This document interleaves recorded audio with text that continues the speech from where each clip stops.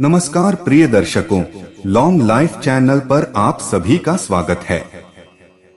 यह वीडियो बहुत ही ज्ञानवर्धक है। इसे सुनोगे तो आप कभी चिंता नहीं करोगे, अपने जीवन में कभी दुखी नहीं रहोगे, परेशानी से बाहर निकल जाओगे।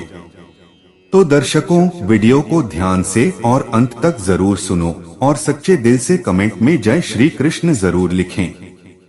और भी जानकारी के लिए हमारे इंस्टाग्राम, व्हाट्सएप चैनल को फ्री में जुड़ सकते हैं, उसकी लिंक डिस्क्रिप्शन में दी है। श्री कृष्ण कहते हैं, न कोई मरता है और न कोई मारता है, जो है उसके विनाश की कोई संभावना नहीं है।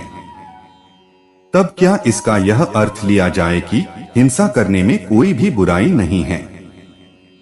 क्या इसका यह अर्थ लिया जाए कि जनरल डायर ने या आउशविट्ज में जर्मनी में या हिरोशिमा में जो महान हिंसा हुई वह निंदा योग्य नहीं है, स्वीकार योग्य है? नहीं, कृष्ण का ऐसा अर्थ नहीं है। इसे समझ लेना उपयोगी है। हिंसा नहीं होती, इसका यह अर्थ नहीं है कि हिंसा करने की आकांक्षा बुरी नहीं है। हिंसा तो होती ही नहीं, लेकिन हिंसा की आकांक्षा होती है, हिंसा का अभिप्राय होता है, हिंसा की मनोदशा होती है।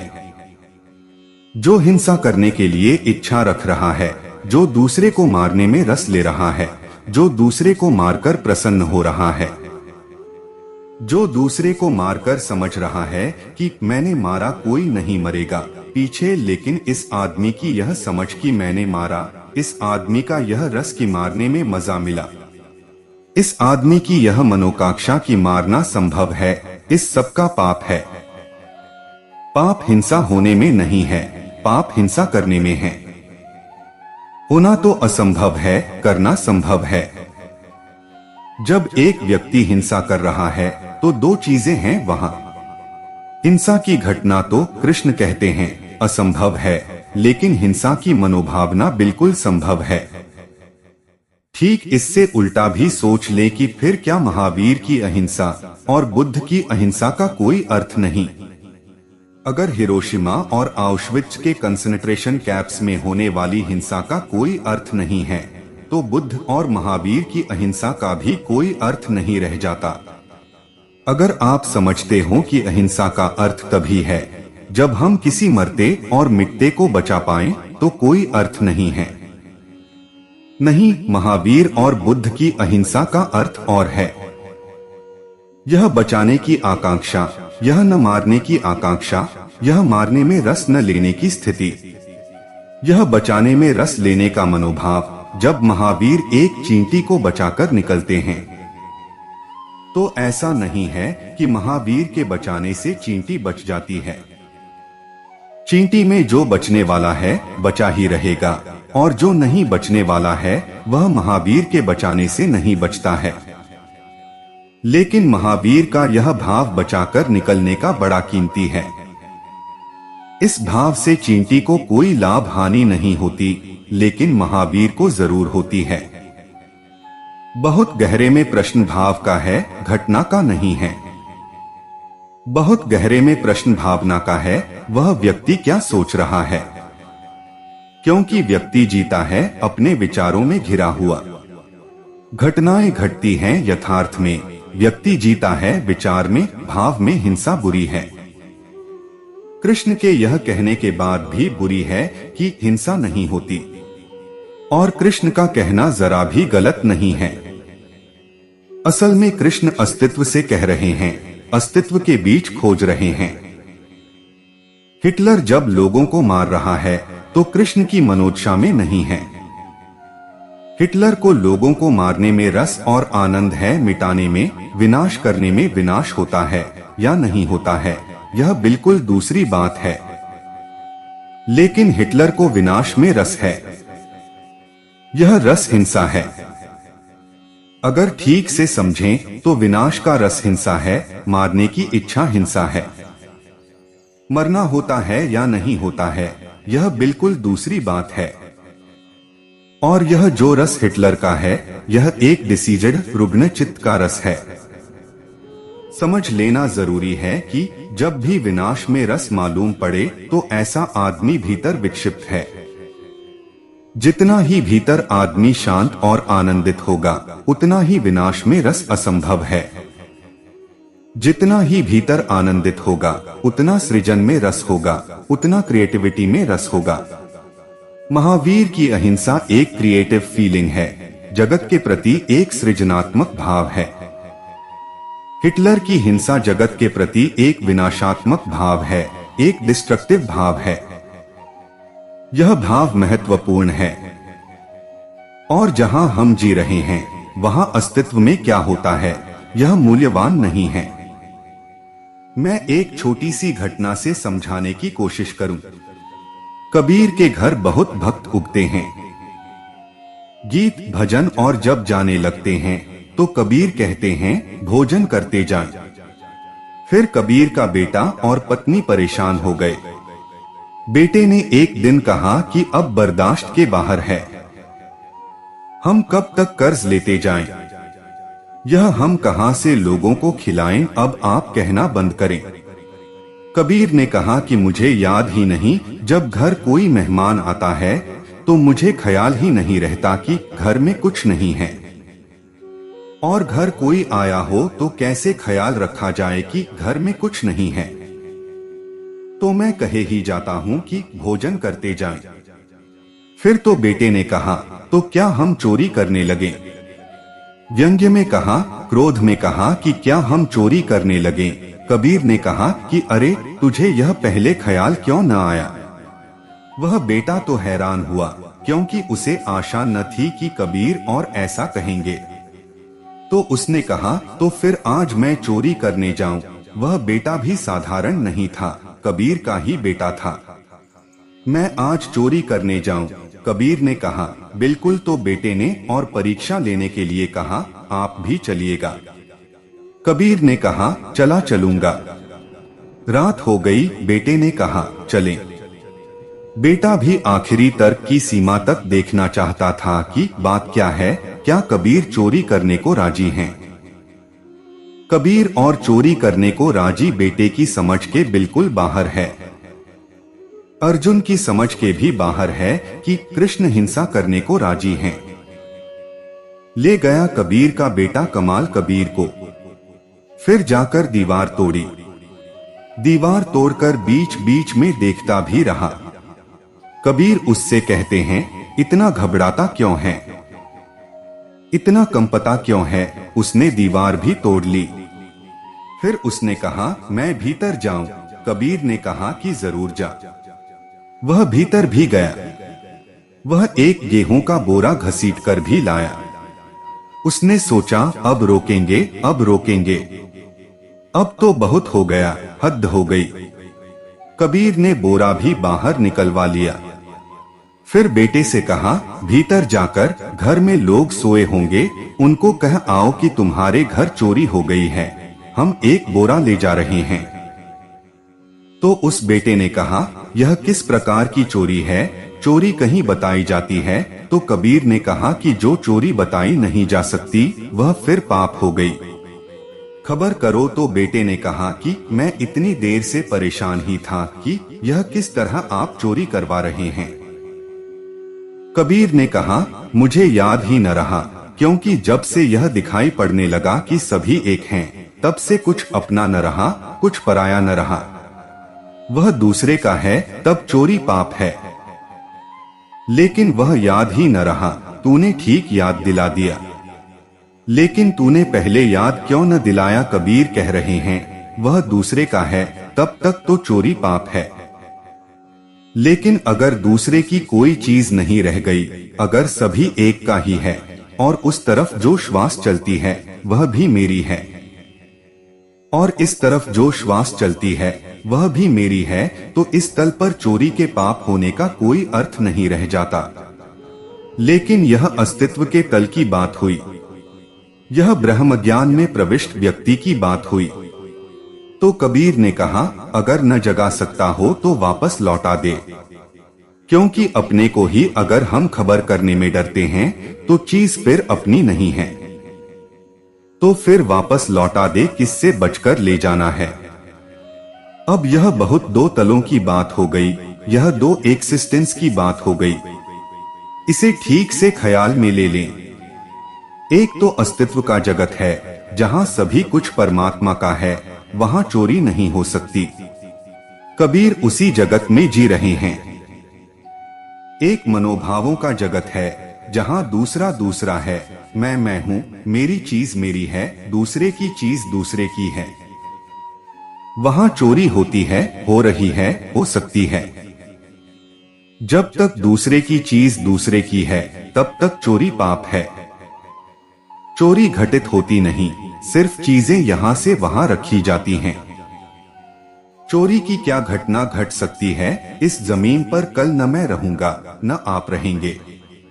मेरी चीजें भी मेरी नहीं रह जाएंगी, आपकी चीजें भी आपकी नहीं रह जाएंगी। चीजें यहाँ पड़ी हैं, इस घर में या उस घर में क्या फर्क पड़ेगा? अस्तित्व के तल पर चोरी नहीं घटती, भाव के तल पर चोरी घटती है। अगर हिटलर यह कह सके कि मरने में हिंसा होती ही नहीं, तो हिटलर को फिर अपने आसपास संतरी खड़े करने की जरूरत नहीं। फिर वह आउश्विट्ज में मारे लोगों को तो हमें कोई एतराज न होगा। लेकिन खुद को बचाने के लिए जो तत्पर है, दूसरे को मारने को जो आतुर है, वह जानता है, मानता है कि हिंसा होती है, खुद को जो बचा रहा है। अगर कृष्ण अर्जुन से यह कहें कि ये कोई मरने वाले नहीं हैं, बेफिक्री से मार, लेकिन तू मरने वाला है, जरा अपने को संभालना, बचाना, तब फिर बेईमानी हो जाएगी। लेकिन कृष्ण उससे कहते हैं कि न कोई मरता है, न कोई मारा जाता है। अगर ये भी तुझे मार डालें तो भी कुछ मरता नहीं, अगर तू भी इन्हें मार डाले तो भी कुछ मरता नहीं। वे बहुत अस्तित्व की गहरी बात कह रहे हैं। इतना स्मरण रखना जरूरी है। हिरोशिमा में हिंसा हुई क्योंकि जिन्होंने बम पटका वे मारने के लिए पटके थे। हिटलर ने हिंसा की क्योंकि वह मानकर चल रहा है कि दूसरे को मार रहे हैं। मरता है नहीं मरता है, यह बहुत दूसरी बात है। इससे हिटलर का कोई लेना देना नहीं है। जब तक मैं अपने को बचाने को उत्सुक हूं, तब तक मैं दूसरे को मारने को सिद्धांत नहीं बना सकता। जब तक मैं कहता हूं यह मेरी चीज है, कोई चोरी न कर ले जाए, तब तक मैं दूसरे के घर चोरी करने जाऊं तो वह चोरी कबीर की चोरी नहीं हो सकती। कबीर की चोरी चोरी ही नहीं है। कृष्ण की हिंसा हिंसा ही नहीं है। इसलिए सवाल उचित है। कृष्ण की गीता और कृष्ण का संदेश समझकर कोई अगर ऐसा समझ ले कि दूसरे को मारना मारना ही नहीं है, बिल्कुल झूठ है। समझे लेकिन खुद का मारा जाना भी मारा जाना नहीं है, इस शर्त को ध्यान में रखकर तब कोई हर्ज नहीं है। लेकिन अपने को बचाए और दूसरे को मारे, और मजा यह है कि हम अपने को बचाने के लिए ही दूसरे को मारते हैं, तब फिर कृष्ण को भूल ही जाएं तो अच्छा है। खतरा हुआ है। इस मुल्क ने जीवन के इतने गहरे सत्यों को पहचाना था, उसकी वजह से यह मुल्क बुरी तरह पतित हुआ है।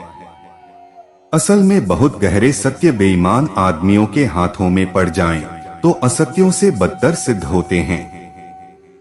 इस मुल्क ने इतने गहरे सत्यों को पहचाना था कि उन सत्यों को जब तक हम पूरा न जान लें, तब तक उनका आधा उपयोग नहीं कर सकते।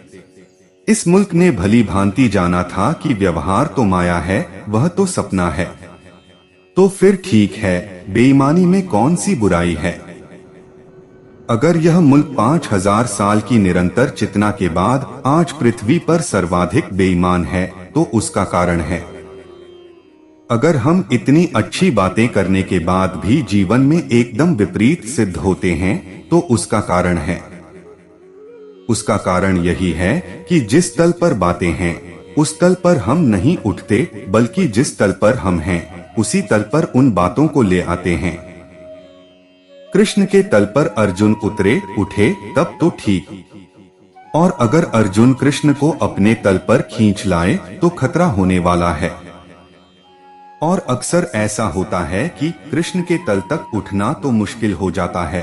कृष्ण को ही खींचकर हम अपने तल पर ले आते हैं। तब हम एट ईज सुविधा में हो जाते हैं। तब हम कह पाते हैं सब माया है, सब माया है। बेईमानी कर पाते हैं, कह पाते हैं माया है।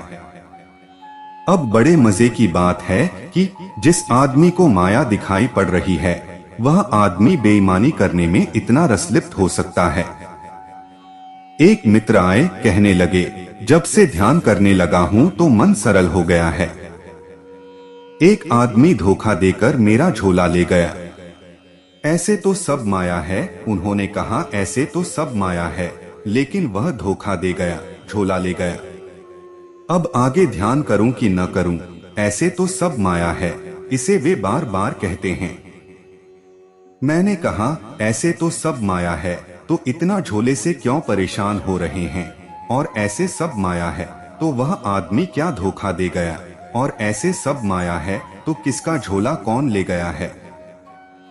नहीं, उन्होंने कहा ऐसे तो सब माया है, लेकिन पूछने मैं यह आया हूं कि अगर ऐसा ध्यान में सरल होता जाऊं और हर कोई धोखा देने लगे। अब ये दो तलों की बातें हैं। उनके ख्याल में नहीं पड़ती कि वह ऐसे तो सब माया है कृष्ण से सुन लिया, और वह जो झोला चोरी चला गया वहां हम खड़े हैं। और यह जो बात है यह किसी शिखर से कही गई है। हम जहां खड़े हैं वहां यह बात बिल्कुल नहीं है। इस देश के पतन में, इस देश के चारित्रिक हास में, इस देश के जीवन में एकदम अंधकार भर जाने में और गंदगी भर जाने में हमारे ऊंचे से ऊंचे सिद्धांतों की हमने जो व्याख्या की है वह कपरण है। यह सवाल ठीक है। कृष्ण आपसे नहीं कह रहे हैं कि बेफिक्री से हिंसा करो। कृष्ण यह कह रहे हैं कि अगर यह तुम्हारी समझ में आ जाए कि कोई मरता नहीं, कोई मारा नहीं जाता, तब जो होता है होने दो। लेकिन दोहरा है यह तीर, डबल एरोड है। यह ऐसा नहीं है कि दूसरा मरता है तो मारो क्योंकि कोई नहीं मरता, और जब खुद मरने लगो तो चिल्लाओ कि कहीं मुझे मार मत डालना। ऐसा ही हो गया है। हम इस देश में सर्वाधिक मानते हैं कि आत्मा अमर है और सबसे ज्यादा मरने से डरते हैं। जमीन पर हमसे ज्यादा कोई भी मरने से नहीं डरता। जिनको हम नास्तिक कहते हैं, जिनको हम कहते हैं ईश्वर को नहीं मानते, आत्मा को नहीं मानते, वे भी नहीं डरते हैं मरने से। वे भी कहते हैं कि ठीक है, मौका आ जाए, जिंदगी दांव पर लगा दें। लेकिन हम 1000 साल तक गुलाम रह सके क्योंकि जिंदगी दांव पर लगाने की हमारी हिम्मत ही नहीं रही। कि घर में बैठकर हम बात करते हैं कि आत्मा अमर है। अगर आत्मा अमर है तो इस मुल्क को 1 सेकेंड के लिए गुलाम नहीं किया जा सकता था। लेकिन आत्मा जरूर अमर है, लेकिन हम बेईमान हैं। आत्मा अमर है वह हम कृष्ण से सुन लेते हैं, और हम मरने वाले हैं यह हम भली भांति जानते हैं। अपने को बचाए चले जाते हैं। बल्कि आत्मा अमर है इसका पाठ रोज इसीलिए करते हैं कि भरोसा आ जाए कि मरेंगे नहीं। कम से कम मैं तो नहीं मरूंगा, इसका भरोसा दिला रहे हैं, इससे अपने को समझा रहे हैं। इस दो तल पर जहां कृष्ण खड़े हैं वहां, और जहां हम खड़े हैं वहां के फासले को ठीक से समझ लेना। और कृष्ण की बात तभी पूरी सार्थक होगी जब आप कृष्ण के तल पर उठें। और कृपा करके कृष्ण को अपने तल पर मत लाना। हालांकि वह आसान है क्योंकि कृष्ण कुछ भी नहीं कर सकते। आप गीता को जिस तल पर ले जाना चाहें वहीं ले जाएं। जहां कटघरे में रहते हो, गोडाउन में रहते हो, नर्क में रहते हो, वहीं ले जाएं गीता को तो वहीं चली जाएगी। कृष्ण कुछ भी नहीं कर सकते। कृपा करके जीवन के जो परम सत्य हैं उन्हें जीवन की अंधेरी गुहाओं में मत ले जाना। वे जीवन के परम सत्य शिखरों पर जाने गए हैं। आप भी शिखरों पर चढ़ना, तभी उन परम सत्यों को समझ पाएंगे। वे परम सत्य सिर्फ पुकार हैं, आपके लिए चुनौतियां हैं कि आओ इस ऊंचाई पर जहां प्रकाश ही प्रकाश है, जहां आत्मा ही आत्मा है, जहां अमृत ही अमृत है। लेकिन जिन अंधेरी गलियों में हम जीते हैं, जहां अंधेरा ही अंधेरा है, जहां प्रकाश की कोई किरण नहीं पहुंचती मालूम पड़ती, वही यह सुनकर कि प्रकाश ही प्रकाश है, अंधकार है ही नहीं, अपने हाथ के दिए को मत बुझा देना कि जब प्रकाश ही प्रकाश है तब इस दिए की क्या जरूरत है, फूंक दो। उस दिए को बुझाने से गली और अंधेरी हो जाएगी। जहां आदमी जी रहा है वहां हिंसा और अहिंसा का भेद है। अंधेरा है वहां। जहां आदमी जी रहा है वहां चोरी और अचोरी में भेद है। अंधेरा है वहां कृष्ण की बात सुनकर अपने इस भेद के छोटे से दिए को मत फूंक देना, नहीं तो सिर्फ अंधेरा घना हो जाएगा और कुछ भी नहीं होगा। हाँ, कृष्ण की बात सुनकर सिर्फ समझना इतना, एक शिखर है चेतना का, जहां अंधेरा है ही नहीं, जहां दिया जलाना पागलपन है। पर उस शिखर की यात्रा करनी होती है। उस शिखर की यात्रा पर हम धीरे धीरे बढ़ेंगे कि वह शिखर कैसे हम उस जगह पहुंच जाएं, जहां जीवन अमृत है और जहां अहिंसा और हिंसा बचकानी बातें हैं, चाइल्डिश बातें हैं। लेकिन वहां नहीं जहां हम हैं, वहां बड़ी सार्थक हैं, वहां बड़ी महत्वपूर्ण हैं। न जायते म्रियते वा कदाचिन नाय भूत्वा भविता वा न भूय अजी नित्य शाश्वतोयं युराणो न हन्यते हन्यमाने शरीरे। यह आत्मा किसी काल में भी न जन्मता है और न मरता है, अथवा न यह आत्मा हो करके फिर होने वाला है, क्योंकि यह अजन्मा, नित्य, शाश्वत और पुरातन है। शरीर के नाश होने पर भी यह नष्ट नहीं होता है। जहां हम हैं, जो हम हैं, वहां सभी कुछ जात है, जन्मता है। जिससे भी हम परिचित हैं, वहां अजात अजन्मा कुछ भी नहीं है। जो भी हमने देखा है, जो भी हमने पहचाना है, वह सब जन्मा है, सब मरता है। लेकिन जन्म और मरण की इस प्रक्रिया को भी संभव होने के लिए इसके पीछे कोई, इस सब मरने और जन्मने की श्रृंखला के पीछे जैसे माला के गुरियों को कोई धागा पिरोता है। दिखाई नहीं पड़ता, गुरिये दिखाई पड़ते हैं। इस जन्म और मरण के गुरियों की लंबी माला को पिरोने वाला कोई अजात धागा भी चाहिए, अन्यथा गुरिये बिखर जाते हैं, टिक भी नहीं सकते, साथ खड़े भी नहीं हो सकते, उनमें कोई जोड़ भी नहीं हो सकता। दिखती है माला ऊपर से गुरियों की, होती नहीं है गुरियों की। गुरिये टिके होते हैं एक धागे पर जो सब गुरियों के बीच से दौड़ता है। जन्म है, मृत्यु है, आना है, जाना है, परिवर्तन है, इस सब के पीछे अजात सूत्र, अनबॉर्न, अनडाइंग, अजात, अमृत, न जो जन्मता न जो मरता, ऐसा एक सूत्र चाहिए ही। वही अस्तित्व है, वही आत्मा है, वही परमात्मा है। सारे रूपांतरण के पीछे, सारे रूपों के पीछे अरूप भी चाहिए। वह अरूप न हो तो रूप टिक न सकेंगे। फिल्म देखते हैं, सिनेमागृह में बैठकर प्रतिपल दौड़ते रहते हैं। फिल्म के चित्रों में कुछ होता नहीं बहुत, सिर्फ किरणों का जाल होता है, छाया प्रकाश का जोड़ होता है। लेकिन पीछे एक पर्दा चाहिए। वह पर्दा बिल्कुल दिखाई नहीं पड़ता जब तक फिल्म दौड़ती रहती है।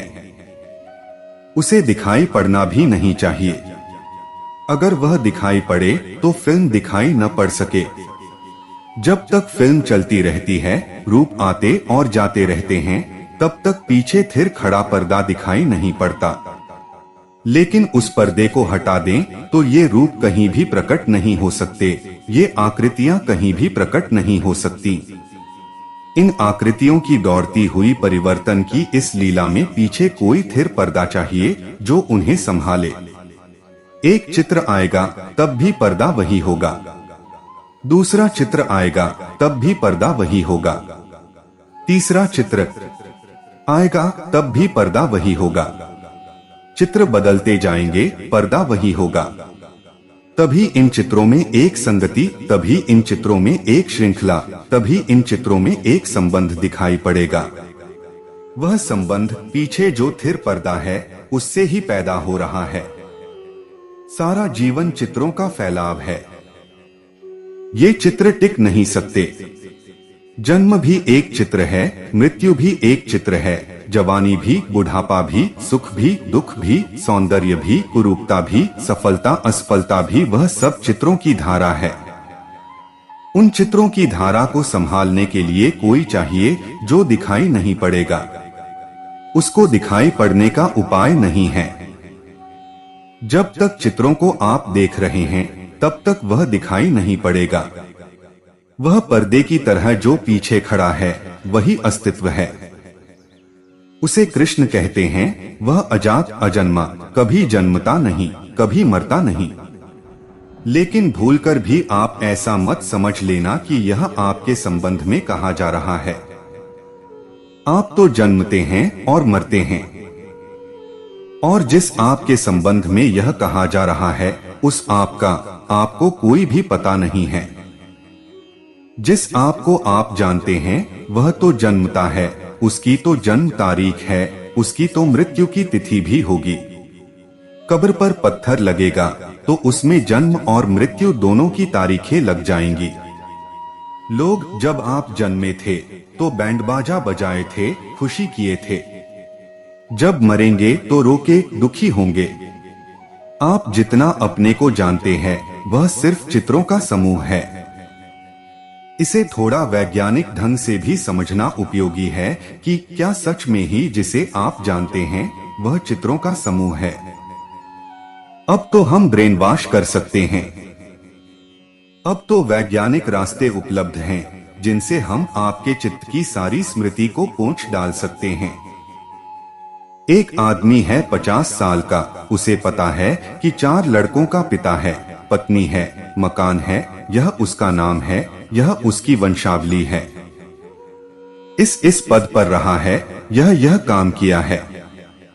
सब 50 साल की कथा है। उसका ब्रेन वॉश किया जा सकता है। उसके मस्तिष्क को हम साफ कर डाल सकते हैं। फिर भी वह होगा, लेकिन फिर वह यह भी न बता सकेगा कि मेरा नाम क्या है, और यह भी न बता सकेगा कि मेरे कितने लड़के हैं।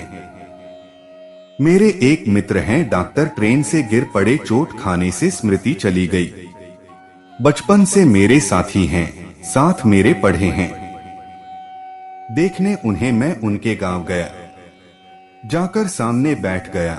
उन्होंने मुझे देखा और जैसे नहीं देखा। मैंने उनसे पूछा, पहचाना नहीं? उन्होंने कहा कि कौन हैं आप? उनके पिता ने कहा कि सारी स्मृति चली गई है, जब से ट्रेन से गिरे हैं, चोट लग गई, सारी स्मृति चली गई, कोई स्मरण नहीं है। इस आदमी के पास इसका कोई अतीत नहीं है। चित्र खो गए। कल तक यह कहता था मैं यह हूं, मेरा यह नाम है। अब वे सब चित्र खो गए। वह फिल्म वॉश हो गई। वह सब धुल गया। अब यह खाली है, कोरा कागज। अब इस कोरे कागज पर फिर से लिखा जाएगा। अब उसकी नई स्मृति बननी शुरू हुई। अभी जब दोबारा मैं मिलने गया तो उसने कहा कि आपको पता ही होगा कि 3 साल पहले मैं गिर पड़ा, चोट लग गई। अब इस 3 साल की स्मृति फिर से निर्मित होनी शुरू हुई। लेकिन 3 साल के पहले वह कौन था, वह बात समाप्त हो गई। कि उसे याद दिलाते हैं कि तुम डॉक्टर थे, तो वह कहता है आप लोग कहते हैं कि मैं डॉक्टर था, लेकिन मुझे कुछ पता नहीं। मेरा इतिहास तो बस वहीं से समाप्त हो जाता है जहां से वह घटना घट गई, जहां वह दुर्घटना घट गई। आज चीन में तो कम्युनिस्ट ब्रेन वॉश को एक पॉलिटिकल, एक राजनैतिक उपाय बना लिए हैं।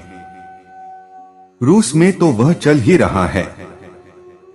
अब आने वाली दुनिया में किसी राजनैतिक विरोधी को मारने की जरूरत नहीं होगी, क्योंकि इससे बड़ी हत्या और क्या हो सकती है कि उसके ब्रेन को वॉश कर दो। विरोधी को पकड़ो और उसके मस्तिष्क को साफ कर दो। विद्युत के धक्कों से और दूसरे केमिकल्स से और दूसरी मानसिक प्रक्रियाओं से उसकी स्मृति को पोंछ डालो। फिर क्या बात है, समाप्त हो गई।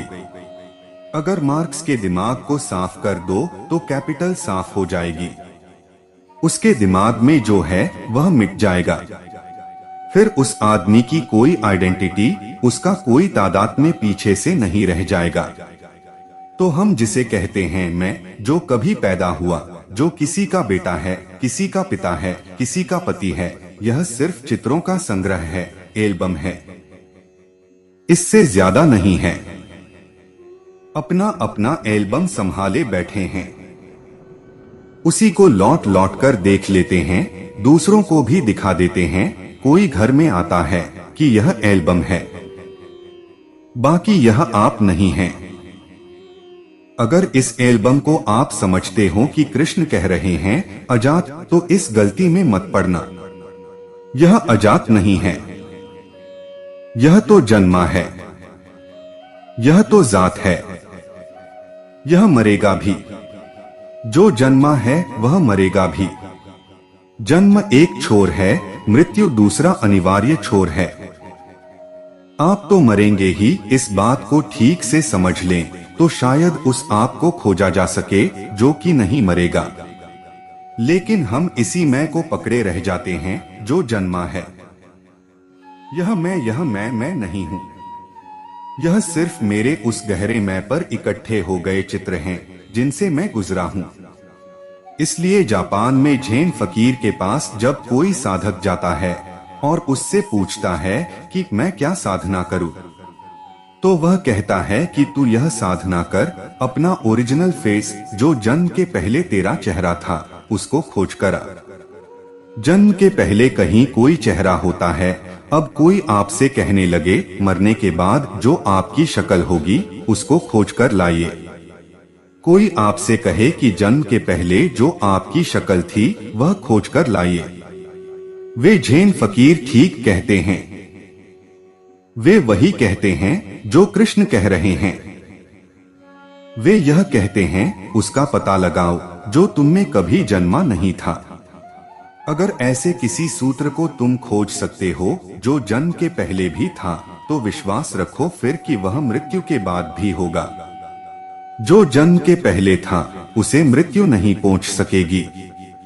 जो जन्म के पहले था वह मृत्यु के बाद भी होगा, और जो जन्म के बाद ही हुआ है वह मृत्यु के पहले तक ही साथी हो सकता है, उसके आगे साथी नहीं हो सकता है। कृष्ण जब कह रहे हैं कि कोई है अजन्मा, नहीं जन्मता, नहीं मरता, जिसे शस्त्रों से छेदा नहीं जा सकता, आपको, मुझे छेदा जा सकता है। इसलिए ध्यान रखना, जिसे छेदा जा सकता है, कृष्ण उसके संबंध में बात नहीं कर रहे हैं। वे कहते हैं कि जिसे छेदा नहीं जा सकता शस्त्रों से, आग में जलाया नहीं जा सकता, पानी में डुबाया नहीं जा सकता, हमें तो छेदा जा सकता है। कोई कठिनाई नहीं है छेदे जाने में, आग में जलाए जाने में कोई कठिनाई नहीं है, पानी में डुबाए जाने में कोई कठिनाई नहीं है। तो जो पानी में डुबाया जा सकता, आग में जलाया जा सकता, शस्त्रों से छेदा जा सकता, उसकी यह चर्चा नहीं है। जिसके ऊपर सर्जन कुछ कर सकता है उसकी यह चर्चा नहीं है। जिसके लिए डॉक्टर कुछ कर सकता है उसकी यह चर्चा नहीं है। डॉक्टर जिससे उलझा है वह मर्त्य है, और सर्जन जिस पर काम कर रहा है वह मरणधर्मा है। वितान की प्रयोगशाला में जिस पर खोजबीन हो रही है वह मरणधर्मा है, इससे उसका कोई लेना देना नहीं है। इसलिए अगर वैज्ञानिक सोचता हो कि अपनी प्रयोगशाला की टेबल पर किसी दिन वह कृष्ण के अजात को, अजन्मे को, अमृत को पकड़ लेगा, तो भूल में पड़ा है। वह कभी पकड़ नहीं पाएगा। उसके सब सूक्ष्मतम औजार उसको ही पकड़ पाएंगे जो छेदा जा सकता है। लेकिन जो नहीं छेदा जा सकता, अगर वह दिखाई पड़ जाए, वह दिखाई पड़ सकता है, वह दिखाई पड़ सकता है। सिकंदर हिंदुस्तान आया। जब हिंदुस्तान से वापस लौटता था तो हिंदुस्तान की सीमा को छोड़ते वक्त उसके मित्रों ने याद दिलाया कि जब हम यूनान से चले थे तो यूनान के दार्शनिकों ने कहा था कि हिंदुस्तान से एक सन्यासी को लेते आना। अब सन्यासी जो है वह सच यह है कि जगत को हिंदुस्तान की देन है, अकेली देन है। पर काफी है सारे जगत की सारी देनें भी इकट्ठी कर ली जाएं, तो एक सन्यासी भी हमने जगत को दिया तो हमने बैलेंस पूरा कर दिया है। और शायद जिस दिन दुनिया की सब देनें बेकार सिद्ध हो जाएंगी उस दिन हमारा दिया सन्यास ही सारी दुनिया के लिए अर्थ का हो सकता है। तो याद दिलाई मित्रों ने सिकंदर को कि एक सन्यासी को तो ले चलें। बहुत चीजें लूट ली हैं, धन लूट लिया, लेकिन धन वहां भी है। बहुमूल्य चीजें, हीरे जवाहरात ले जा रहे हैं, लेकिन वे वहां भी हैं। एक सन्यासी को भी ले चलें जो वहां नहीं है।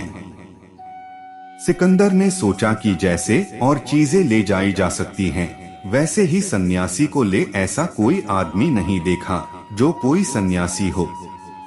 गांव में लोग गए, गांव में पूछा कि कोई सन्यासी है।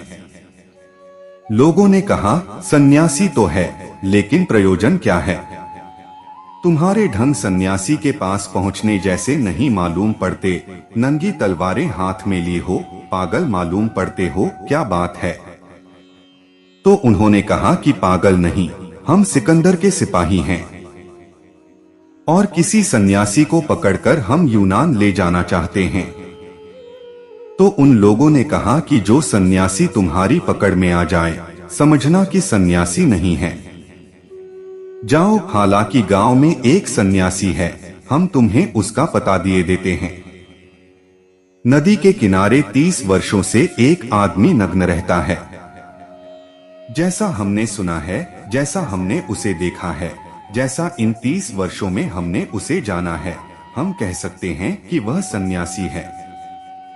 लेकिन तुम उसे पकड़ न पाओगे। पर उन्होंने कहा दिक्कत क्या है? तलवारें हमारे पास, जंजीरें हमारे पास। उन्होंने कहा तुम जाओ, उसी से निपटो। वे गए उस सन्यासी से। उन्होंने कहा कि महान सिकंदर की आशा है कि हमारे साथ चलो, हम तुम्हें सम्मान देंगे, सत्कार देंगे, शाही व्यवस्था देंगे। यूनान तुम्हें ले जाना है। कोई पीड़ा नहीं, कोई दुख नहीं, कोई रास्ते में तकलीफ नहीं होने देंगे। वह सन्यासी हंसने लगा। उसने कहा कि अगर सत्कार ही मुझे चाहिए होता, अगर स्वागत ही मुझे चाहिए होता, अगर सुख ही मुझे चाहिए होता, तो मैं सन्यासी कैसे होता? छोड़ो, सपने की बातें मत करो, मतलब की बात कहो। तो उन्होंने कहा कि मतलब की बात यह है कि अगर नहीं जाओगे तो हम जबरदस्ती पकड़कर ले जाएंगे। तो उस सन्यासी ने कहा कि जिसे तुम पकड़कर ले जाओगे वह सन्यासी नहीं है। सन्यासी परम स्वतंत्र है, उसे कोई पकड़कर नहीं ले जा सकता। उन्होंने कहा हम मार डालेंगे। तो उस सन्यासी ने कहा वह तुम कर सकते हो, लेकिन मैं तुमसे कहता हूं कि तुम मारोगे, लेकिन भ्रम में रहोगे, क्योंकि तुम जिसे मारोगे वह मैं नहीं हूं। तुम अपने सिकंदर को ही लिवा लाओ, शायद उसकी कुछ समझ में आ जाए। वे सिपाही सिकंदर को बुलाने आए। सिकंदर से उन्होंने कहा कि अजीब आदमी है, वह कहता है मार डालो, तो भी जिसे तुम मारोगे वह मैं नहीं हूं। कौन है फिर वह? सिकंदर ने कहा हमने तो ऐसा कोई आदमी नहीं देखा जो मरने के बाद बचता हो। बचेगा कैसे? अब सिकंदर अनुभव से कहता था, हजारों लोग मारे थे उसने कहा मैंने कभी किसी आदमी को मरने के बाद बचते नहीं देखा। गया, नंगी तलवार उसके हाथ में है। सन्यासी से उसने कहा कि चलना पड़ेगा, अन्यथा यह तलवार गर्दन और शरीर को अलग कर देगी।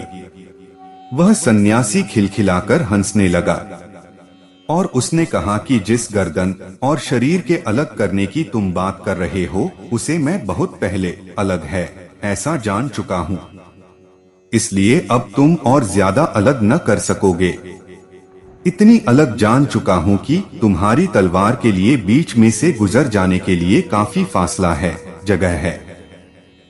काफी अलग जान चुका हूँ, अब तुम और अलग न कर सकोगे। सिकंदर को क्या समझ में आती ये बातें, उसने तलवार उठा ली। उसने कहा, मैं अभी काट दूंगा। देखो, सिद्धांतों की बातों में मत पड़ो। फिलॉसफी से मुझे बहुत लेना देना नहीं है। मैं आदमी व्यावहारिक हूँ, प्रैक्टिकल हूँ। ये ऊंची बातें छोड़ो। एक झटका और गर्दन अलग हो जाएगी। सिकंदर से उस सन्यासी ने कहा, तुम मारो तलवार। जिस तरह तुम देखोगे कि गर्दन नीचे गिर गई, उसी तरह हम भी देखेंगे कि गर्दन नीचे गिर गई। अब यह जो आदमी है, यह कह रहा है वही जो कृष्ण कह रहे हैं, छेदने से छिदता नहीं, काटने से कटता नहीं। इसलिए जब तक आप छेदने से छिद जाते हो और काटने से कट जाते हो, तब तक जानना अभी अपने होने का पता नहीं चला। जब छेदने से शरीर छिद जाता हो और भीतर अंशदा कुछ रह जाता हो, जब काटने से शरीर कट जाता हो और भीतर अनकटा कुछ शेष रह जाता हो, जब बीमार होने से शरीर बीमार हो जाता हो और भीतर बीमारी के बाहर कोई रह जाता हो, जब दुख आता हो तो शरीर दुख से भर जाता हो और भीतर दुख के पार कोई खड़ा देखता रह जाता हो, तब जानना कि कृष्ण जिस आप की बात कर रहे हैं, उस आप का अब तक आपको भी पता नहीं था। अर्जुन वही बात कर रहा है जो सिकंदर कर रहा है।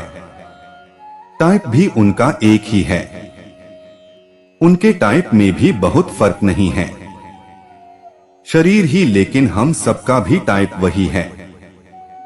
निरंतर खोजते रहना, कांटा तो चुभता है रोज पैर में, तब जरा देखना कि अनचुभा भी भीतर कोई रह गया। बीमारी तो आती है रोज, जरा भीतर देखना, बीमारी के बाहर कोई बचा दुख आता है। रोज रोना हंसना सब आता है रोज। देखना देखना खोजना उसे जो इनके बाहर बच जाता है। धीरे धीरे खोजने से वह दिखाई पड़ने लगता है, और जब एक बार दिखाई पड़ता है तो पता चलता है कि जिसे हमने अब तक समझा था कि मैं हूँ, वह सिर्फ छाया थी, सिर्फ शैडो थी। छाया को ही समझा था कि मैं हूँ और उसका हमें कोई पता ही नहीं था, जिसकी छाया बन रही है। छाया के साथ ही एक होकर जिए थे। वह छाया हमारी स्मृतियों का जोड़ है, हमारे जन्म से लेकर मृत्यु तक बने हुए चित्रों का एल्बम है। वेदाविनाशिन नित्यं य एनम जमव्ययम कथन स पुरुष पार्थ कं घात्यति हंतिकम।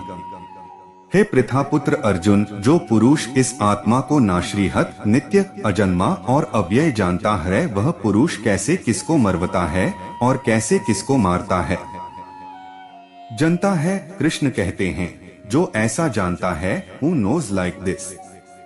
नहीं कहते हैं कि जो ऐसा मानता है, who believes like this।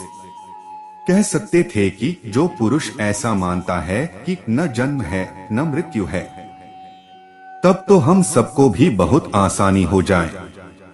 मानने से ज्यादा सरल कुछ भी नहीं है, क्योंकि मानने के लिए कुछ भी नहीं करना पड़ता। जानने से ज्यादा कठिन कुछ भी नहीं है, क्योंकि जानने के लिए तो पूरी आत्म क्रांति से गुजर जाना पड़ता है। कृष्ण कहते हैं, जो पुरुष ऐसा जानता है। इस जानने शब्द को ठीक से पहचान लेना जरूरी है, क्योंकि सारा धर्म जानने शब्द को छोड़कर मानने शब्द के इर्द गिर्द घूम रहा है। सारा धर्म, सारी पृथ्वी पर बहुत बहुत नामों से जो धर्म प्रचलित है, वह सब मानने के आसपास घूम रहा है। वह सारा धर्म कह रहा है, मानो ऐसा, मानोगे तो हो जाएगा। लेकिन कृष्ण कहते हैं, जो जानता है। अब जानने का क्या मतलब? जानना भी दो तरह से हो सकता है। शास्त्र से कोई पढ़ ले तो भी जान लेता है, अनुभव से कोई जाने तो भी जान लेता है। क्या ये दोनों जानना एक ही अर्थ रखते हैं? शास्त्र से जानना तो बड़ा सरल है, लिखा है, पढ़ा और जाना। उसके लिए सिर्फ शिक्षित होना काफी है, पठित होना काफी है। उसके लिए धार्मिक होने की कोई जरूरत नहीं है। शास्त्र से पढ़कर जो जानना है वह जानना नहीं है, जानने का धोखा है। वह सिर्फ एक मिशन है, सूचना है। लेकिन सूचना से धोखे हो जाते हैं। पढ़ लेते हैं अजर है, अमर है, नहीं जन्मता नहीं मरता, पढ़ लेते हैं, दोहरा लेते हैं। बार बार दोहरा लेने से भूल जाते हैं कि जानते नहीं हैं, सिर्फ दोहराते हैं। बहुत बार बार दोहराने से बात ही भूल जाती है कि जो हम कह रहे हैं वह अपना जानना नहीं है। एक आदमी शास्त्र में पढ़ ले तैरने की कला, जान ले पूरा शास्त्र, चाहे तो तैरने पर बोल सके, बोले लिख सके तो लिखे, चाहे तो कोई यूनिवर्सिटी से PhD ले, डॉक्टर हो जाए तैरने के संबंध में, लेकिन फिर भी उस आदमी को भूलकर नदी में धक्का मत देना, क्योंकि उसकी PhD तैरा न सकेगी।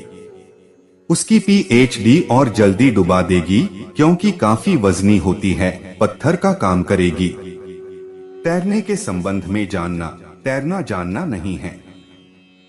सत्य के संबंध में जानना, सत्य जानना नहीं है।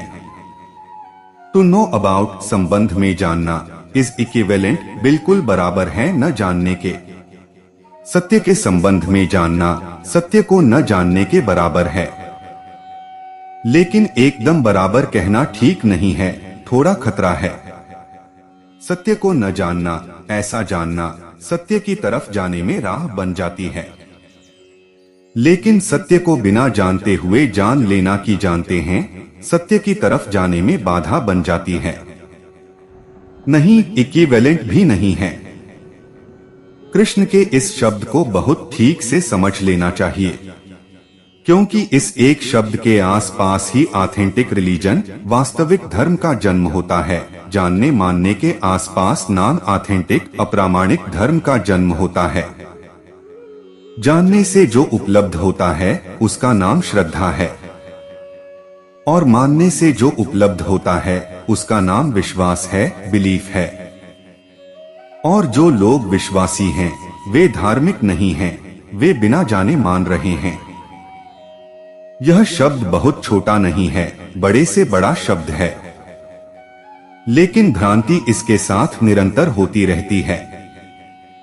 हमारे पास एक शब्द है वेद, वेद का अर्थ है जानना, लेकिन हम तो वेद से मतलब लेते हैं संहिता, वह जो किताब है। हमने कहा है वेद अपौरुषेय है, जानना अपौरुषेय है, लेकिन हम मतलब लेते हैं कि वह जो किताब है हमारे पास वेद नाम की, वह परमात्मा की लिखी हुई है। वेद किताब नहीं है, वेद जीवन है। लेकिन जानने को मानना बना लेना बड़ा आसान है, ज्ञान को किताब बना लेना बड़ा आसान है। जानने को शास्त्र पर निर्भर कर देना बहुत आसान है, क्योंकि तब बहुत कुछ करना नहीं पड़ता। जानने की जगह केवल स्मृति की जरूरत होती है, बस याद कर लेना काफी होता है। तो बहुत लोग गीता याद कर रहे हैं। मैं एक गांव में गया था अभी, तो वहां उन्होंने एक गीता मंदिर बनाया है। मैंने पूछा एक छोटी सी गीता के लिए इतना बड़ा मंदिर, तो उन्होंने कहा कि नहीं, जगह कम पड़ रही है। मैंने कहा क्या कर रहे हैं यहाँ आप? उन्होंने कहा कि अब तक हम यहाँ 1 लाख गीता लिखवाकर हाथ से रखवा चुके हैं, अब जगह कम पड़ रही है। हिंदुस्तान भर में हजारों लोग गीता लिख लिख कर भेज रहे हैं। मैंने कहा लेकिन यह क्या हो रहा है, इससे क्या होगा? उन्होंने कहा कि कोई आदमी 10 दफे लिख चुका, कोई 50 दफे लिख चुका, कोई 100 दफे लिख चुका, लिखने से ज्ञान होगा। तो मैंने उनसे कहा छापे खाने तो परम ज्ञानी हो गए होंगे, कंपोजिटरों के तो हमको चरण पकड़ लेना चाहिए, कंपोजिटर जहां मिल जाएं। क्योंकि कितनी गीताएं छाप चुके वे, अब महात्माओं की तलाश प्रेस में करनी चाहिए, मुद्रणशाला में करनी चाहिए, अब और कहीं नहीं करनी चाहिए। यह पागलपन क्यों पैदा होता है? होने का कारण है ऐसा लगता है शास्त्र से जानना हो जाएगा, शास्त्र से सूचना मिल सकती है, इक्मेंशन मिल सकती है, इशारे मिल सकते हैं, ज्ञान नहीं मिल सकता। शान तो जीवन के अनुभव से ही मिलेगा। और जब तक जीवन के अनुभव से यह पता न चल जाए कि हमारे भीतर कोई अजन्मा है, तब तक रुकना मत। तब तक कृष्ण कितना ही कहें मान मत लेना। कृष्ण के कहने से इतना ही जानना कि जब इतने जोर से यह आदमी कह रहा है तो खोजें तो लगाएं पता। जब इतने आश्वासन से यह आदमी भरा है, इतने सहज आश्वासन से कह रहा है, जाना है इसने, जिया है कुछ, देखा है कुछ, हम भी देखें, हम भी जाने, हम भी जिए। काश शास्त्र इशारा बन जाए और हम यात्रा पर निकल जाएं। लेकिन शास्त्र मंदिर बन जाता है और हम विश्राम को उपलब्ध हो जाते हैं। इस जानने शब्द को स्मरण रखना, क्योंकि पीछे कृष्ण उस पर बार बार गहरे से गहरा जोर देते हैं। वासांली जीर्णानि यथा विहाय नवानि गृह्णाति नरोयराणि तथा शरीराणि विहाय जीर्णान्यन्यानि संयाति नवानि देहि। और यदि तू कहे कि मैं तो शरीरों के वियोग का शोक करता हूँ, तो यह भी उचित नहीं है, क्योंकि जैसे मनुष्य पुराने वस्त्रों को त्याग कर दूसरे नए वस्त्रों को ग्रहण करता है, वैसे ही जीवात्मा पुराने शरीर को त्याग कर दूसरे नए शरीरों को प्राप्त होता है। वस्त्रों की भांति जीर्ण हो गए वस्त्रों की भांति शरीर को छोड़ती है आत्मा, नए शरीरों को ग्रहण करती है। लेकिन वस्त्रों की भांति हमने कभी अपने शरीर को वस्त्र की भांति अनुभव किया? ऐसा जिसे हमने ओढ़ा हो, ऐसा जिसे हमने पहना हो, ऐसा जो हमारे बाहर हो, ऐसा जिसके हम भीतर हो, कभी हमने वस्त्र की तरह शरीर को अनुभव किया? नहीं, हमने तो अपने को शरीर की तरह ही अनुभव किया है। जब भूख लगती है तो ऐसा नहीं लगता कि भूख लगी है, ऐसा मुझे पता चल रहा है। ऐसा लगता है मुझे भूख लगी। जब सिर में दर्द होता है तो ऐसा नहीं लगता है कि सिर में दर्द हो रहा है, ऐसा मुझे पता चल रहा है। नहीं, ऐसा लगता है मेरे सिर में दर्द हो रहा है, मुझे दर्द हो रहा है। तादात्म्य आइडेंटिटी गहरी है। ऐसा नहीं लगता कि मैं और शरीर ऐसा कुछ दो है। ऐसा लगता है शरीर ही मैं हूँ। कभी आंख बंद करके यह देखा, शरीर की उम्र 50 वर्ष हुई, मेरी कितनी उम्र है? कभी आंख बंद करके 2 क्षण सोचा, शरीर की उम्र 50 साल हुई, मेरी कितनी उम्र है? कभी आंख बंद करके चिंतन किया कि शरीर का तो ऐसा चेहरा है, मेरा कैसा चेहरा है? कभी सिर में दर्द हो रहा हो तो आंख बंद करके खोजबीन की कि यह दर्द मुझे हो रहा है या मुझसे कहीं दूर हो रहा है। पिछले महायुद्ध में एक बहुत अद्भुत घटना घटी। फ्रांस में एक अस्पताल में एक आदमी भर्ती हुआ, युद्ध में बहुत आहत, चोट खाकर उसका पूरा का पूरा पैर जख्मी हो गया। अंगूठे में उसे भयंकर पीड़ा है। चीखता है, चिल्लाता है, बेहोश हो जाता है। होश आता है, फिर चीखता और चिल्लाता है। रात उसे डॉक्टरों ने बेहोश करके घुटने से नीचे का पूरा पैर काट डाला, क्योंकि उसके पूरे शरीर के विषाक्त हो जाने का डर था। 24 घंटे बाद वह होश में आया। होश में आते ही उसने चीख मारी। उसने कहा, मेरे अंगूठे में बहुत दर्द हो रहा है। अनूठा अब था ही नहीं। पास खड़ी नर्स हंसी और उसने कहा, जरा सोचकर कहिए, सच अंगूठे में दर्द हो रहा है? उसने कहा, क्या मजाक कर रहा हूँ? अंगूठे में मुझे बहुत भयंकर दर्द हो रहा है। कंबल पड़ा है उसके पैर पर, उसे दिखाई तो पड़ता नहीं। उस नर्स ने कहा, और जरा सोचिए, थोड़ा भीतर खोजबीन करिए। उसने कहा, खोजबीन की बात क्या है, दर्द इतना साफ है। नर्स ने कंबल उठाया और कहा, देखिए अंगूठा कहाँ है? अनूठा तो नहीं था, आधा पैर ही नहीं था। पर उस आदमी ने कहा कि देख तो रहा हूं कि अनूठा नहीं है, आधा पैर भी कट गया है, लेकिन दर्द फिर भी मुझे अंगूठे में हो रहा है। तब तो एक मुश्किल की बात हो गई। चिकित्सक बुलाए गए। चिकित्सकों के सामने भी पहली दफा ऐसा सवाल आया था, जो अनूठा नहीं है उसमें दर्द कैसे हो सकता है। लेकिन फिर जांच पड़ताल की तो पता चला कि हो सकता है। जो अनूठा नहीं है उसमें भी दर्द हो सकता है। यह बड़ी मेटाफिजिकल बात हो गई। यह तो बड़ा अध्यात्म हो गया। डॉक्टरों ने पूरी जांच पड़ताल की तो लिखा कि वह आदमी ठीक कह रहा है, दर्द उसे अंगूठे में हो रहा है। तब तो उस आदमी ने भी कहा कि क्या मजाक कर रहे हैं। पहले उन्होंने उससे कहा था, क्या मजाक कर रहे हो। फिर उस आदमी ने कहा कि कैसी मजाक कर रहे हैं। मैं जरूर किसी भ्रम में पड़ गया होऊंगा, लेकिन आप भी कहते हैं कि दर्द हो सकता है उस अंगूठे में जो नहीं है। तो डॉक्टरों ने कहा हो सकता है, क्योंकि दर्द अंगूठे में होता है, पता कहीं और चलता है। अंगूठे और पता चलने की जगह में बहुत फासला है। जहां पता चलता है वह चेतना है, जहां दर्द होता है वह अनूठा है। दर्द से चेतना तक संदेश लाने के लिए जिन स्नायुओं का काम रहता है, भूल से वे स्नायु अभी तक खबर दे रहे हैं कि दर्द हो रहा है। जब अंगूठे में दर्द होता है तो उससे जुड़े हुए स्नायुओं के तंतु कंपने शुरू हो जाते हैं। कंपन से ही वे खबर पहुंचाते हैं। जैसे टिक टिक टिक टिक से टेलीग्राफ में खबर पहुंचाई जाती है, ऐसा ही कंपित होकर वे स्नायु खबर पहुंचाते हैं। कई हेड ऑफिसेज से गुजरती है वह खबर आपके मस्तिष्क तक आने में, फिर मस्तिष्क चेतना तक खबर पहुंचाता है। इसमें कई ट्रांसफॉर्मेशन होते हैं। कई कोड लैंग्वेज बदलती है। कई बार कोड बदलता है क्योंकि इन सबकी भाषा अलग अलग है। तो कुछ ऐसा हुआ कि अंगूठा तो कट गया, लेकिन जो संदेशवाहक नाड़ियां खबर ले जा रही थीं, वे कंपती ही रहीं। वे कंपती रहीं तो संदेश पहुंचता रहा। संदेश पहुंचता रहा और मस्तिष्क कहता रहा कि अंगूठे में दर्द हो रहा है।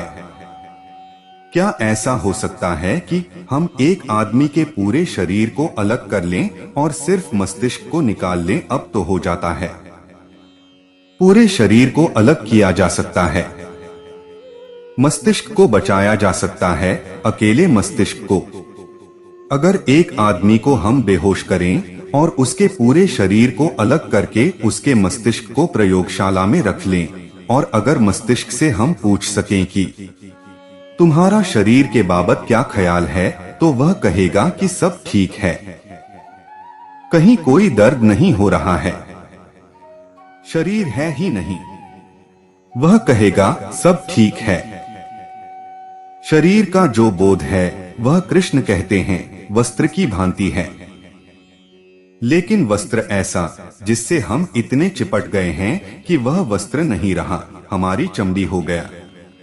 इतने जोर से चिपट गए हैं, इतना तादात्म्य है जन्मों जन्मों का कि शरीर ही मैं हूं, ऐसी ही हमारी पकड़ हो गई है। जब तक यह शरीर और मेरे बीच डिस्टेंस, फासला पैदा नहीं होता, तब तक कृष्ण का यह सूत्र समझ में नहीं आएगा कि जीर्ण वस्त्रों की भांति। यह थोड़े से प्रयोग करें तो ख्याल में आने लगेगा। बहुत ज्यादा प्रयोग नहीं, बहुत थोड़े से प्रयोग।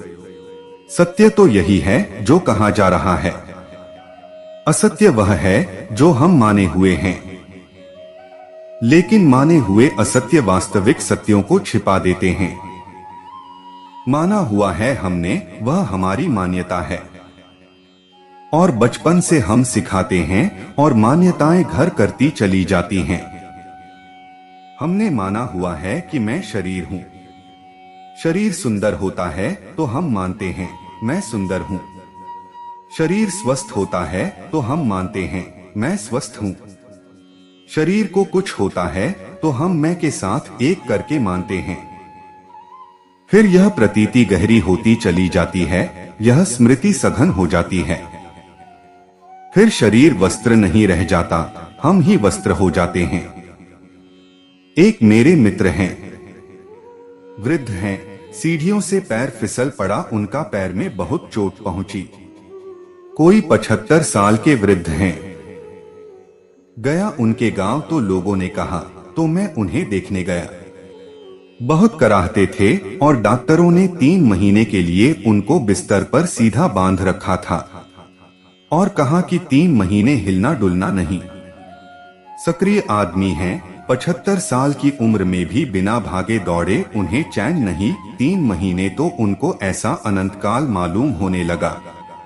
मैं मिलने गया तो कोई 6-7 दिन हुए थे। रोने लगे, हिम्मतवर आदमी हैं। कभी आंख उनकी आंसुओं से भरेगी, मैंने सोचा नहीं था। एकदम असहाय हो गए और कहा कि इससे तो बेहतर है मैं मर जाता। ये 3 महीने इस तरह बंधे हुए, यह तो बिल्कुल नर्क हो गया। यह मैं न गुजार सकूंगा। मुझसे बोले, मेरे लिए प्रार्थना करिए कि भगवान मुझे उठा ही ले। अब जरूरत भी क्या है, अब काफी जी भी लिया। अब ये 3 महीने इस खाट पर बंधे बंधे ज्यादा कठिन हो जाएंगे। तकलीफ भी बहुत है, पीड़ा भी बहुत है। मैंने उनसे कहा, छोटा सा प्रयोग करें। आंख बंद कर लें और पहला तो यह काम करें कि तकलीफ कहाँ है। एक लेग पिन ज्वाइंट करें कि तकलीफ कहाँ है। वे बोले, पूरे पैर में तकलीफ है। मैंने कहा कि थोड़ा आंख बंद करके खोजबीन करें, सच में पूरे पैर में तकलीफ है। क्योंकि आदमी को एग्जाजरेट करने की, बढ़ाने की आदत है। न तो इतनी तकलीफ होती है, न इतना सुख होता है। हम सब बढ़ाकर देखते हैं। आदमी के पास मैग्नीफाइंग माइंड है। उसके पास जैसे कि कांच होता है, न चीजों को बड़ा करके बता देता है, ऐसी खोपड़ी है। हर चीज को बड़ा करके देखता है। कोई फूलमाला पहनाता है तो वह समझता है कि भगवान हो गए।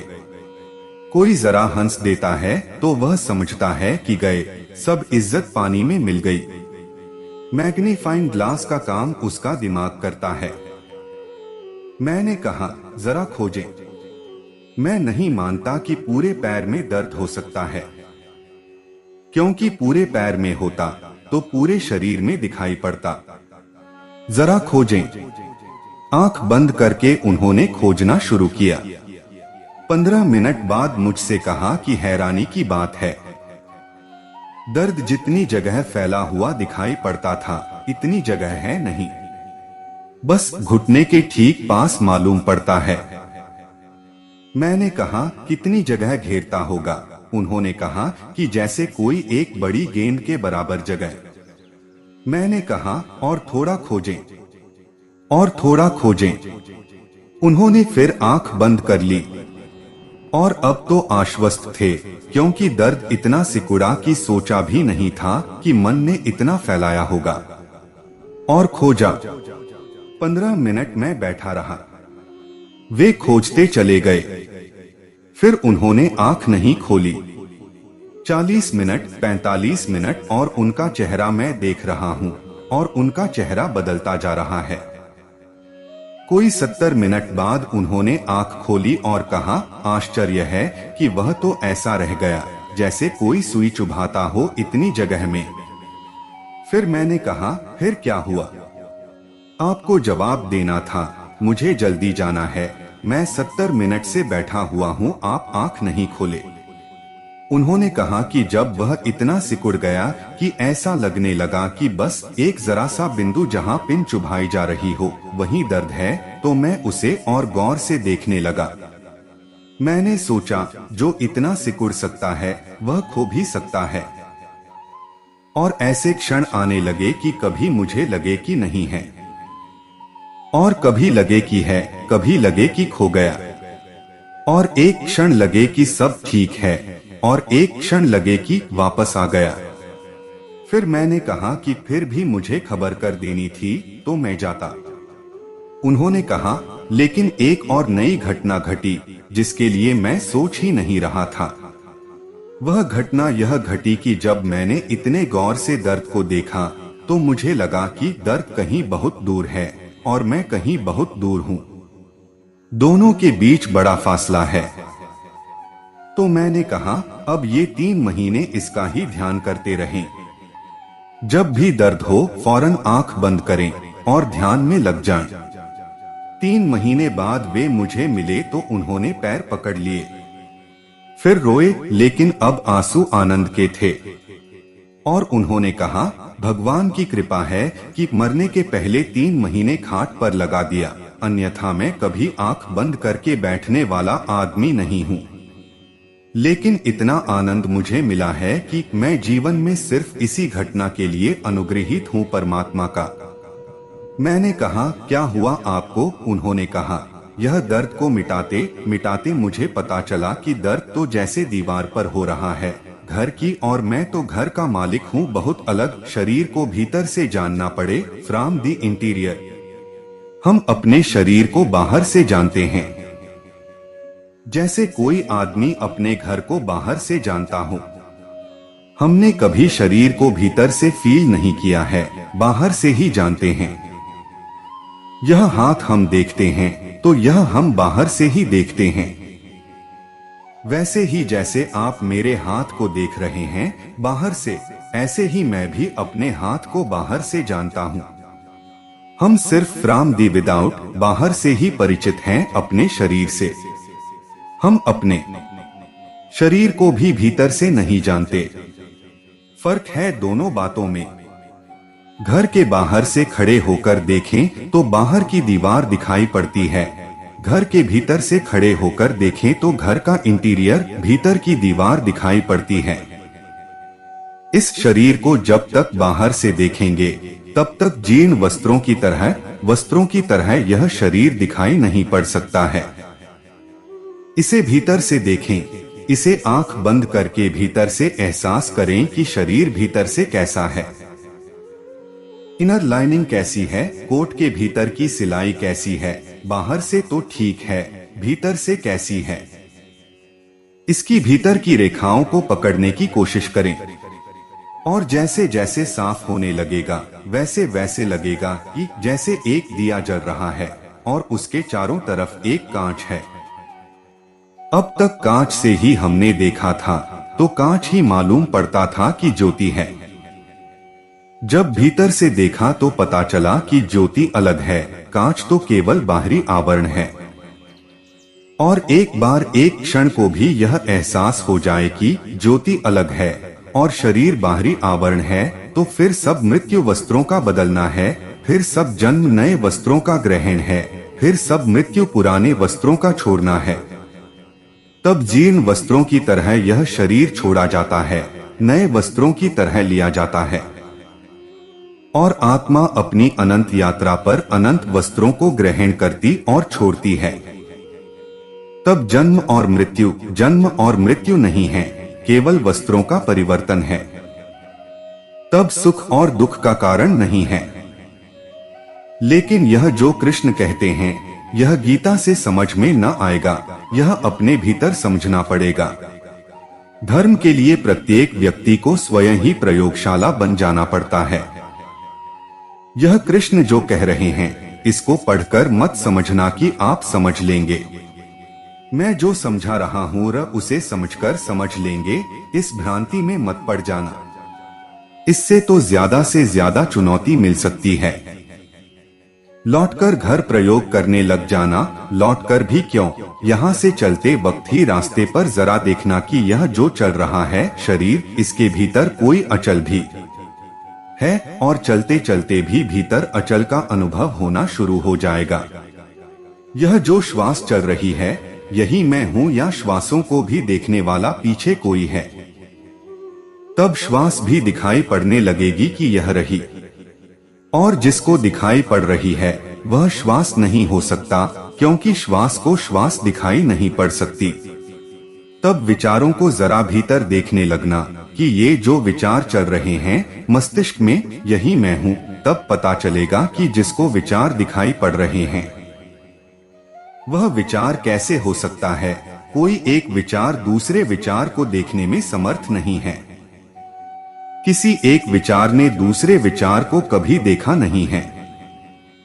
जो देख रहा है साक्षी वह अलग है, और जब शरीर, विचार, श्वास, चलना, खाना, भूख प्यास, सुख दुख अलग मालूम पड़ने लगे, तब पता चलेगा कि कृष्ण जो कह रहे हैं कि जीर्ण वस्त्रों की तरह यह शरीर छोड़ा जाता है, नए वस्त्रों की तरह लिया जाता है, उसका क्या अर्थ है। और अगर यह दिखाई पड़ जाए तो फिर कैसा दुख, कैसा सुख, मरने में फिर मृत्यु नहीं, जन्म में फिर जन्म नहीं, जो था वह है, सिर्फ वस्त्र बदले जा रहे हैं।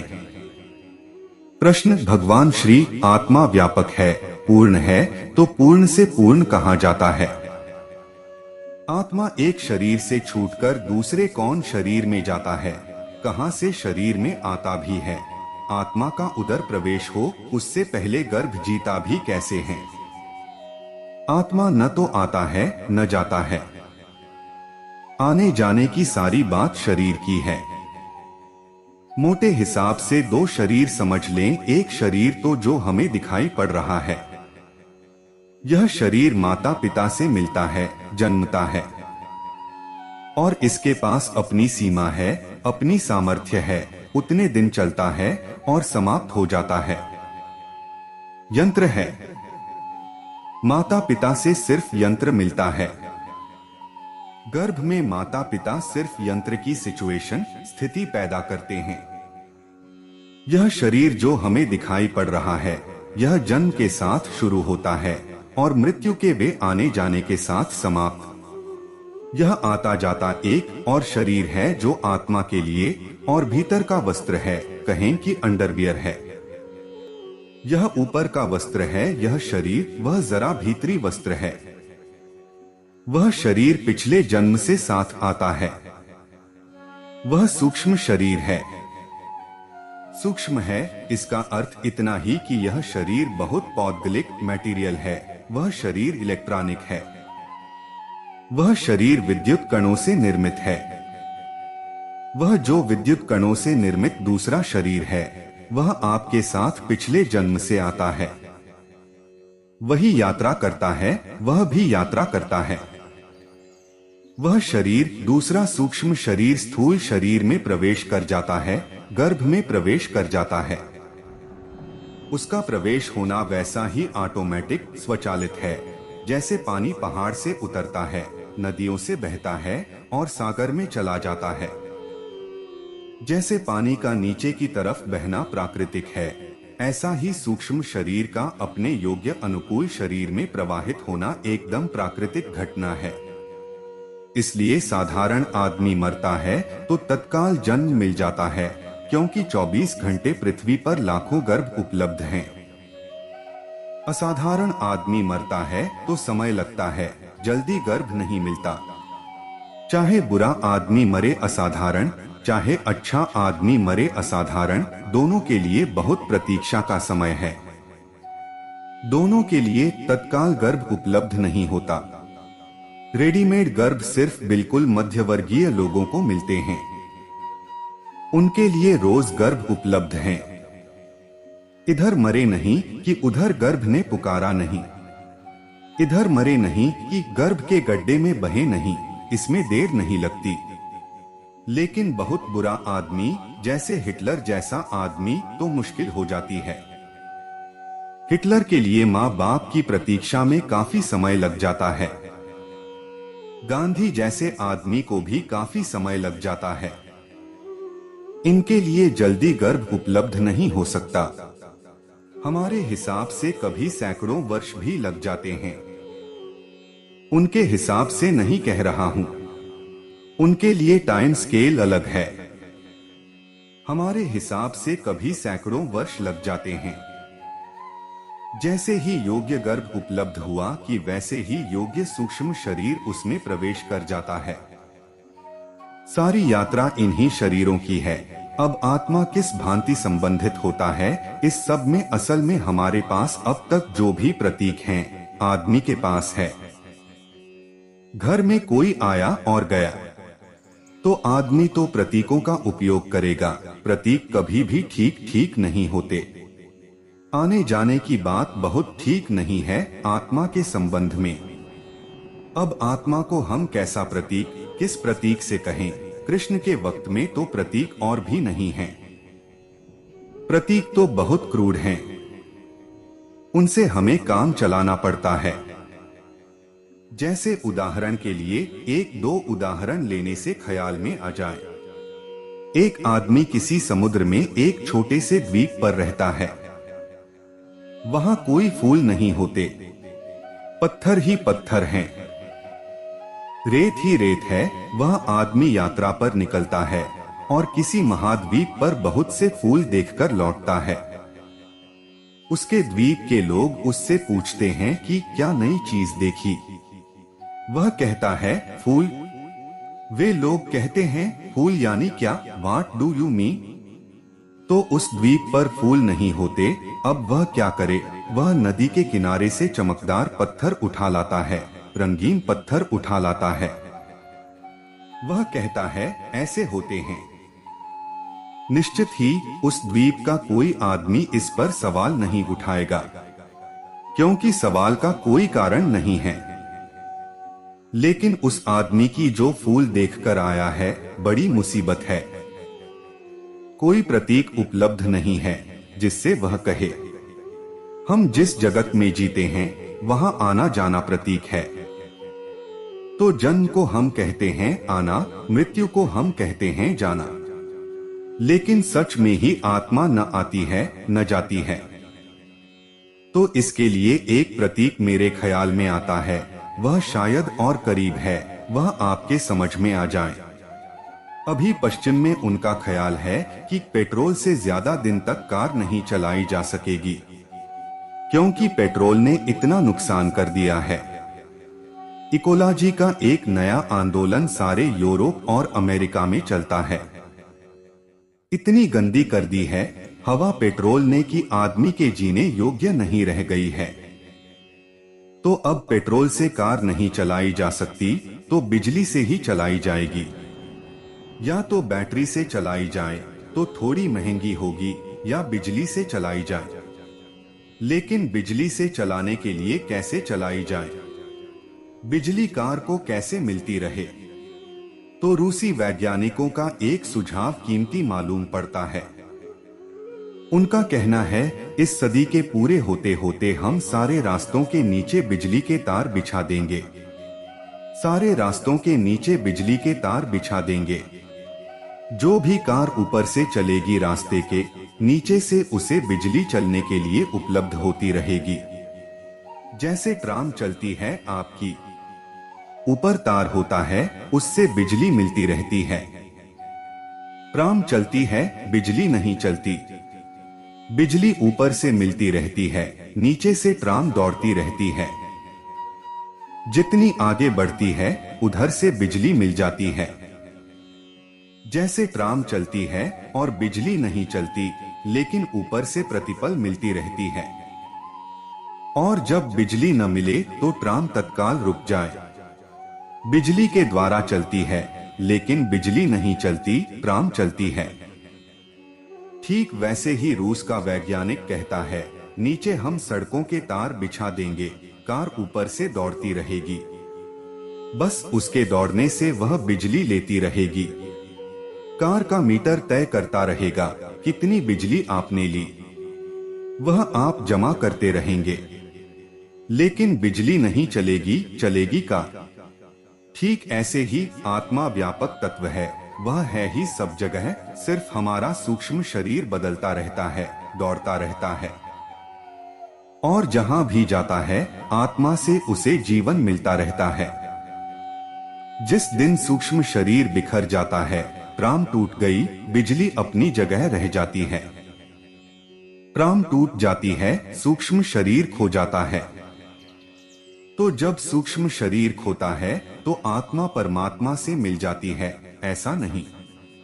आत्मा परमात्मा से सदा मिली ही हुई थी। सूक्ष्म शरीर की दीवार के कारण अलग मालूम पड़ती थी, अब अलग नहीं मालूम पड़ती है। आने जाने की जो धारणा है आवागम की, वह बड़ी क्रूर सिमली है।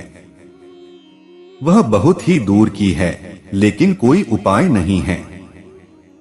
जो मैं कह रहा हूँ, मैं यह कह रहा हूँ कि आत्मा तो चारों तरफ मौजूद है, हमारे भीतर भी बाहर भी। अब यहाँ बिजली के बल्ब जल रहे हैं, 100 कैंडल का बल्ब जल रहा है, एक 50 कैंडल का जल रहा है, एक 20 कैंडल का जल रहा है, एक बिल्कुल जुगनू की तरह 5 कैंडल का जल रहा है।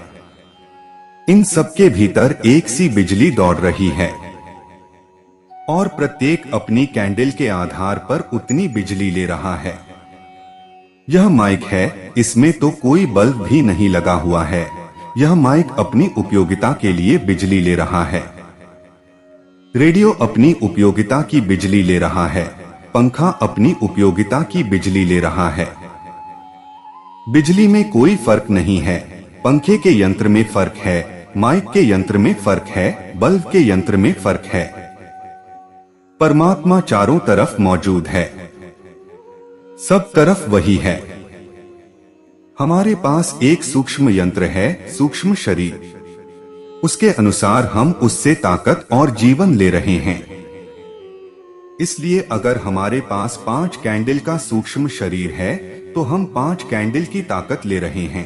50 कैंडल का है तो 50 कैंडल की ले रहे हैं। महावीर के पास 1000 कैंडल का है तो 1000 कैंडल का ले रहे हैं।